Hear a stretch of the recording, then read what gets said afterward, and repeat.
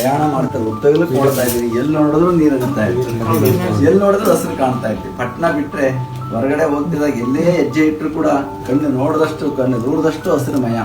ಬೆಟ್ಟದ ತುದಿಯಿಂದ ಬುಡದವರೆಗೆ ಒಂದು ಕಡೆಯೂ ಕೂಡ ಖಾಲಿ ಜಾಗ ಇಲ್ಲ.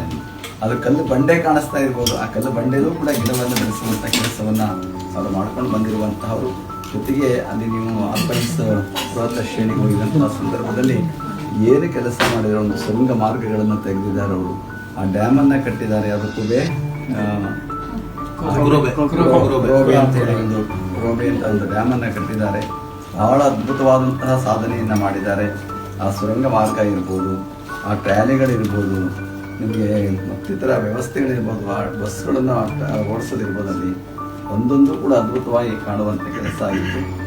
ಜೊತೆಗೆ ಜನರು ಕೂಡ ಅಷ್ಟೇ ಪ್ರಾಮಾಣಿಕವಾಗಿರುವಂತಹ, ಯಾರು ನಮ್ಮನ್ನು ಇದುವರೆಗೂ ನಮ್ಮ ಭಾರತದಲ್ಲಿ ನಮ್ಮನ್ನು ಒಂದು ರೀತಿಯಲ್ಲಿ ಏನೋ ನೋಡ್ತಾರೆ, ಆದರೆ ಇಲ್ಲಿ ಜಪಾನ್ನಲ್ಲಿ ಯಾರೋ ಒಬ್ಬರನ್ನು ನಮ್ಮನ್ನ ಒಂದು ಕೆಟ್ಟ ಭಾವನೆ ನೋಡೇ ಇಲ್ಲ ಯಾರು. ಅವ್ರ ಕೆಲಸ ಆಯಿತು, ಅವರಾಯಿತು. ಅದು ಅವರು ಇನ್ನ ಬಹಳ ಪ್ರೀತಿಯಿಂದ ಕಾಣ್ತಾರೆ. ಅವರು ಕೂಡ ನಮಸ್ಕಾರ ಅಂತ ಹೇಳ್ತಾರೆ. ಕೆಲವರು ಕೇಳಿ ನಮ್ಮ ಬಟ್ಟೆ ಕೇಳಿ ಆಶ್ಚರ್ಯಪಟ್ಟು ಫೋಟೋ ತೆಗೆಸ್ಕೊತಾರೆ ಅವರು.